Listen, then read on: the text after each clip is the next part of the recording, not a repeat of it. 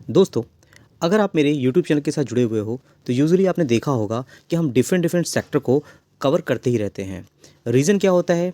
बहुत सी कंपनीज होती हैं जो अलग अलग इंडस्ट्री से बिलोंग करती हैं, और जब इंडस्ट्री में ग्रोथ आती है तो ऑटोमेटिकली जो कंपनियां उसमें अच्छा काम कर रही होती हैं उसमें भी हमें ग्रोथ देखने को मिल जाती है। अब मार्केट में ये भी कहा जाता है कि स्टॉक मार्केट में जो सर्कल होता है उसके अकॉर्डिंग ये होता है, आज किसी पर्टिकुलर सेक्टर में हमें ग्रोथ देखने को मिल रही है और वो एकदम टॉप में है, तो कभी ना कभी वो नीचे भी आता है क्योंकि ग्लोबल मार्केट में बहुत सी अनसर्टेनिटी होती हैं, नेगेटिव न्यूज़ आती हैं, जिसकी वजह से सेक्टर की जो ग्रोथ है उसमें हमें इफ़ेक्ट देखने को मिल जाता है। अब होता क्या है कि कल जो सेक्टर हमें नीचे देखने को मिल रहा था, आज वो सेक्टर हमें एकदम टॉप में देखने को मिल रहा है। और इंडस्ट्री ऐसी ही चलती है, स्टॉक मार्केट भी ऐसे ही चलता है। कंज्यूमर आप देखोगे, डिस्क्रिपेंसी बात करते हैं, रियल एस्टेट सेक्टर की बात करोगे, एनर्जी सेक्टर की बात करेंगे, तो रियल एस्टेट सेक्टर देखोगे एक टाइम पे इसमें बिल्कुल ग्रोथ नहीं थी। बाद में क्या हुआ, सर्कल कहीं ना कहीं घूमता है और रियल एस्टेट सेक्टर में ग्रोथ आ जाती है। फिर इंफॉर्मेशन टेक्नोलॉजी की बात करते हैं तो इसमें भी गिरावट होती है, टाइम टाइम पे इसमें भी तेज़ी देखने को मिल जाती है। वैसे ही हेल्थ केयर सेक्टर की बात करें तो इसमें भी टाइम टाइम पे आपको देखोगे तो बहुत वॉलीटिलिटी देखने को मिल जाती है। ऐसे दोस्तों एक बहुत ही इंपॉर्टेंट सेक्टर है जिसको आज हम कवर करने वाले हैं, वो है केमिकल इंडस्ट्री। केमिकल इंडस्ट्री दोस्तों वैसे तो हर कोई इसके बारे में अवेयर है। जब पूरे स्टॉक मार्केट में काफ़ी ज़्यादा तेज़ी देखने को मिल रही थी, बहुत सी केमिकल इंडस्ट्री में जो कंपनियां हैं उन्होंने अच्छी परफॉर्मेंस दिखाई, 1,00,000% तक के रिटर्न बना के दिए। लेकिन अभी के टाइम देखोगे तो काफ़ी टाइम से केमिकल सेक्टर में काफ़ी ज़्यादा गिरावट देखने को मिल रही थी। लेकिन एक बहुत ही पॉजिटिव और अच्छी न्यूज़ देखने को मिल रही है, किसकी तरफ से? नुवामा की तरफ से। इन्होंने बताया है कि जो केमिकल सेक्टर में, खासकर बोलें कि स्पेशलिटी केमिकल सेक्टर में जो कंपनियां काम कर रही हैं, उसमें देखोगे तो फाइनेंशियल ईयर 2026 उनके लिए अच्छा हो सकता है, और उनके जो फाइनेंशियल्स हैं वो काफ़ी स्ट्रॉन्ग हमें आते हुए दिख सकते हैं फाइनेंशियल ईयर 2026 में। तो इनके रिजल्ट्स होंगे, रेवेन्यू बढ़ेगा, रिजल्ट्स अच्छे आएंगे जैसा कि मार्केट की एक्सपेक्टेशन होती है। अब जब कंपनियां रिजल्ट्स अच्छे शो करती हैं तो कहीं ना कहीं ग्रोथ भी हमें स्टॉक्स में देखने को मिल जाती है। काफ़ी बड़ी रिपोर्ट इन्होंने दी है, बहुत सी न्यूज़, बहुत सी चीज़ें इन्होंने बताई हैं। खासकर देखोगे एग्रोकेमिकल की बात करते हैं, जो कंपनियां इसमें काम कर रही हैं। स्पेशलिटी केमिकल बात करेंगे तो बहुत कंपनियां अलग अलग हैं जो अलग अलग इंडस्ट्री को के लिए काम करती हैं। कोई कंपनी स्पेशलिटी केमिकल में काम कर रही है, आप देखोगे रबर में भी काम होता है। आप एग्रो केमिकल की बात कर रहे हो, आप अगर देखोगे तो बहुत एंड यूज़र जो होते हैं, बड़ी बड़ी कंपनियां होती हैं जो इनकी क्लाइंट ग्रुप में आपको देखने को मिल जाती हैं।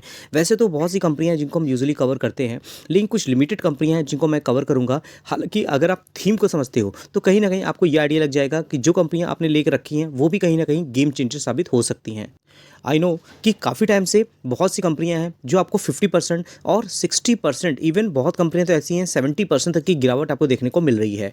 तो इसका मतलब ये नहीं है कंपनियां ख़राब हैं। अगर आप उनके फाइनेंशियल चेक करोगे तो कहीं ना कहीं कंपनियों में बैलेंस शीट देखोगे तो इनके रिजर्व बढ़ रहे होंगे, कंपनी अपने बोरोइंग को कम कर रही हैं। अगर आप प्रमोटर होल्डिंग देखोगे वो भी कहीं ना कहीं बहुत स्टेबल आपको देखने को मिल जाएगी। जैसे कि हम बात करते हैं, नंबर ऑफ़ कंपनी आपके सामने यहाँ पे देखने को मिल रही हैं। और अगर हम नंबर ऑफ़ कंपनी बात करते हैं, दीपक नाइट्राइट, आप देखोगे दीपक नाइट्राइट बहुत छोटे लेवल से, लगभग 2-3 साल हो गए हैं, वो बहुत छोटे लेवल से था। लेकिन बाद में क्या हुआ, लगातार ग्रोथ देखने को मिली और अच्छे रिटर्न इस कंपनी बना के दिए अपने इन्वेस्टर को। लेकिन काफ़ी टाइम से देखोगे ये जो टाइम है ना, ये हैंडल करना बहुत मुश्किल होता है। जिन लोगों ने एकदम टॉप में लेकर रखा हुआ है उनके लिए तो मुश्किलें काफ़ी बढ़ती हुई दिख रही हैं। 27,000 करोड़ की मार्केट कैपिटलाइजेशन वाली कंपनी है, स्पेशलिटी केमिकल में बहुत ही बढ़िया प्लेयर है। इसके जो क्लाइंट हैं वो भी बहुत शानदार आपको देखने को मिल जाते हैं। अगर हम शॉर्ट बात करते हैं फाइना ऑर्गेनिक, फाइना ऑर्गेनिक का भी अगर आप चार्ट देखते हो या तो इसके प्रमोटर होल्डिंग आप देखोगे तो प्रमोटर के पास भी अच्छी खासी होल्डिंग है कंपनी के। अगर आप रिजर्व देखोगे, रिजर्व भी आपको बढ़ते हुए दिखेंगे। और अगर कंपनी के रिजल्ट्स की बात करोगे तो कंपनी के रिजल्ट्स इतने कुछ खास अच्छे आए नहीं। जो कंपनी के रिजल्ट्स अच्छे नहीं आए तो मार्केट में कहीं ना कहीं पिटाई देखने को मिल जाती है, जिसका सीधा सा आप देख सकते हो यहाँ पर। अगर मैं 5 साल का चार्ट देखता हूँ तो कंपनी टॉप से लगभग 30% तक की गिरावट दिखा रही है। लेकिन इसका जो 5,000 का लेवल है आप देखोगे कहीं ना कहीं नीचे जाता है स्टॉक, फिर वही उस लेवल को टच करता हुआ दिख जाता है।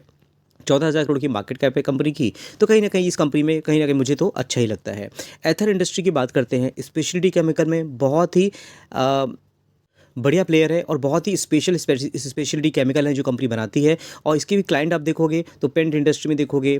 और अगर हम फार्मा की बात करते हैं, बड़े बड़े प्लेयर हैं। अगर डिवीज़ लैब की बात करोगे वो इसके क्लाइंट देखने को मिल जाएंगे। और जब से कंपनी आप आई है, देखो मार्केट में जब लिस्ट हुई थी उसके बाद से देखोगे काफ़ी शुरुआत में तेज़ी देखने को मिल रही थी, लेकिन 30-31% तक की गिरावट है। इवन जब मार्केट में कंपनी लिस्ट है तो उस पर भी आपको नीचे ही प्राइस में देखने को मिल रही है।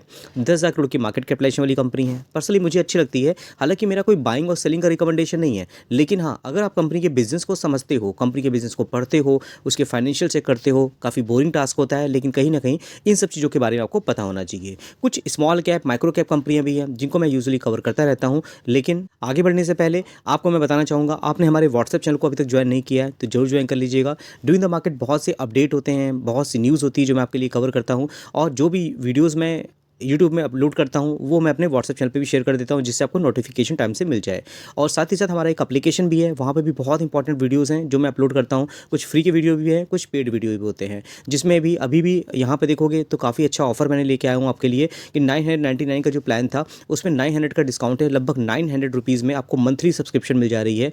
और आने वाले टाइम पे ये डिस्काउंट भी आपको नहीं मिलेगा, लेकिन अभी के टाइम पे ये चीज़ें हैं। बाकी जो कंपनी से रिलेटेड न्यूज़ होती है, स्टॉक मार्केट स्टार्ट होता है और मार्केट में कौन सी एक्विजिशन हो रही है, कंपनी के रिजल्ट्स आ रहे हैं, वो सब चीज़ें आपको यहाँ पे देखने को मिल जाती हैं। तो दोस्तों, व्हाट्सएप चैनल का लिंक मैंने कमेंट बॉक्स में दे दिया है, वहाँ जाकर के आप जाकर उसको ज्वाइन कर सकते हो। बाकी हम बात करते हैं नेक्स्ट कंपनी की, वो है दोस्तों यशो इंडस्ट्री। यशो इंडस्ट्री भी देखोगे तो केमिकल सेक्टर में काफ़ी बढ़िया प्लेयर है, लेकिन अगर आप मार्केट कैपिटलाइजेशन देखते हो तो बहुत ही स्मॉल कैप कंपनी है, रिस्की कंपनी है। और मैं बिल्कुल भी ऐसा आपको नहीं बोलता हूँ कि हाँ, आप आँख बंद करो और ऐसी कंपनी को लेके आगे बढ़ जाओ। आप लर्निंग पर्पज़ पे ध्यान दोगे ना, तो आपको देखोगे इनके क्लाइंट किस सेगमेंट में कंपनी काम कर रही है, इसके जो क्लाइंट हैं कितने ज़्यादा डाइवर्सिफाई आपको देखने को मिलते हैं। टाइम टाइम पे इस कंपनी ने बड़े रिटर्न भी बना के दिए हुए हैं। अभी ये एनएससी पे चार्ट आपको देखने को मिल रहा है। बाकी आप कंपनी के बारे में डिटेल में देखोगे तो काफ़ी टाइम से ही कंपनी मार्केट में हमें देखने को मिल रही है। प्राइस देख करके मत जाना, इसका मार्केट कैपिटलाइजेशन बहुत छोटा है, तो कंपनी भी कहीं न कहीं रिस्की हमें देखने को मिलती है। फाइनोटेक्स केमिकल, इसको भी हमने कई बार कवर किया है। आप देखोगे 2 दिन पहले मैंने एक वीडियो अपलोड किया था अपने एप्लीकेशन में, उसमें पे कंपनी करीब इस प्राइस पे हमें देखने को मिल रही थी। तेज़ी आती है ना, और अगर आप देखोगे यहाँ पर तो इस कंपनी में काफ़ी अच्छे रिटर्न बना के दिए।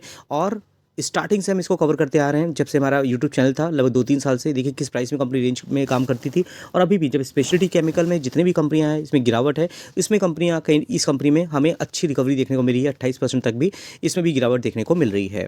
उसके बाद और भी बहुत सी छोटी कंपनियां हैं, लेकिन फाइनोटेक्स केमिकल के बारे में हम बात ही कर रहे हैं, तो यहाँ पर अगर प्रमोटर होल्डिंग देखोगे, सेम जैसे और भी कंपनियाँ हैं, प्रमोटर होल्डिंग अच्छी है, एफआईएस डीआईएस भी अच्छे हैं।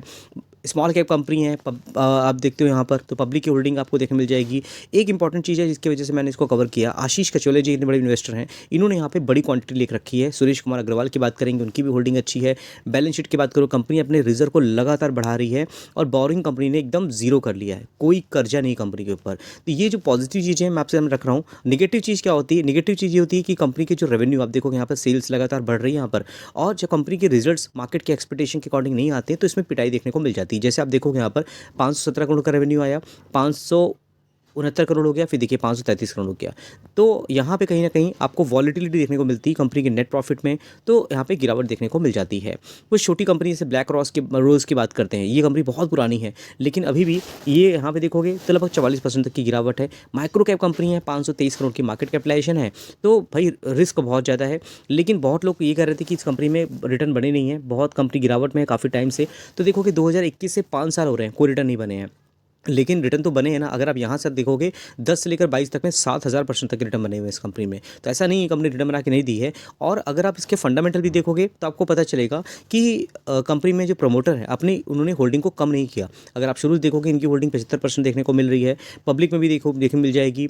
और भी इन्वेस्टर हैं जिन्होंने अपनी होल्डिंग को यहाँ पर बढ़ाया है। अगर आप देखोगे कि इन्वेस्टर एजुकेशन प्रोटेक्शन फंड, इन्होंने 1.5% से होल्डिंग बढ़ा के लगभग 3.25% कर लिया है, और उसके साथ में और भी इन्वेस्टर हैं जो यहाँ पे इन्वेस्टमेंट करके रखे हुए हैं।